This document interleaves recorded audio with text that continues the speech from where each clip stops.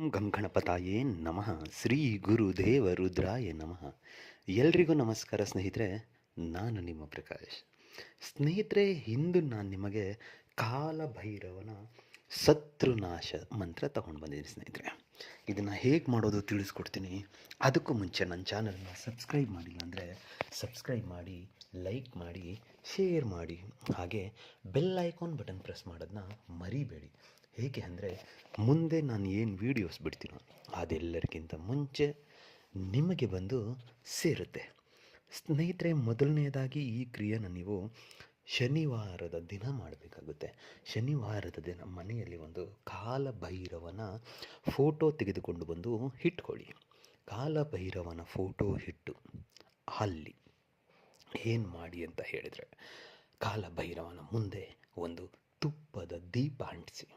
ತುಪ್ಪದ ದೀಪ ಅಂಟಿಸಿ ಆದ ಮೇಲೆ ಪೂಜೆ ಎಲ್ಲ ಮಾಡಿ. ಪೂಜೆ ಮುಗಿದ ಮೇಲೆ 2 ಲವಂಗ ಮತ್ತು 2 ಕರ್ಪೂರ, ನಿಮ್ಮ ಶತ್ರುವಿನ ಹೆಸರನ್ನು ತೆಗೆದುಕೊಳ್ತಾ ಅವೆರಡನ್ನು ಕಾಲಭೈರವನ ಮುಂದೆ ಹಚ್ಚಿ ಆದ ಮೇಲೆ ನೀವು ದಕ್ಷಿಣ ದಿಕ್ಕಿಗೆ ಮುಖ ಮಾಡಿ ಕುಳಿತುಕೊಂಡು ನಿಮ್ಮ ಶತ್ರುವನ್ನು ಮನಸ್ಸಿನಲ್ಲಿ ನೆನೆಸ್ಕೊಳ್ತಾ, ನಾನಿವಾಗ ಏನು ಕೊಡ್ತೀನಿ ಮಂತ್ರ, ಆ ಮಂತ್ರದಲ್ಲಿ ಅಮುಕಿ ಅನ್ನೋ ಜಾಗದಲ್ಲಿ ನಿಮ್ಮ ಶತ್ರುವಿನ ಹೆಸರನ್ನು ತೆಗೆದುಕೊಳ್ತಾ 1008 ಸಾರಿ ಮಂತ್ರ ಪಠನೆ ಮಾಡಿ.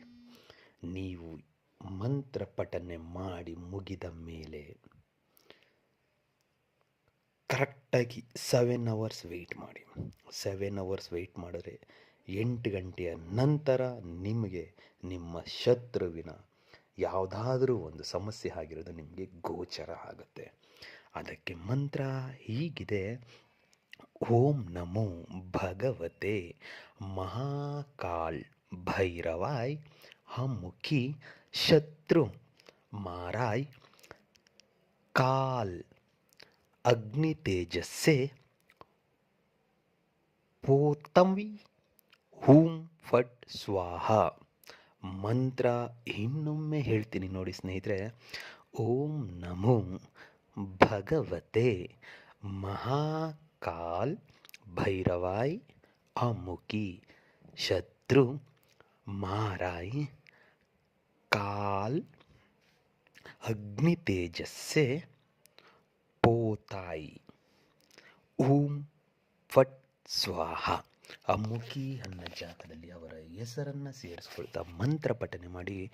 ಖಂಡಿತ ನಿಮ್ಮ ಶತ್ರು ನಾಶ ಆಗ್ತಾರೆ. ಮಂತ್ರವನ್ನು ನಾನು ಡಿಸ್ಪ್ಲೇ ಮೇಲೆ ಹಾಕ್ತೀನಿ ಸ್ನೇಹಿತರೆ.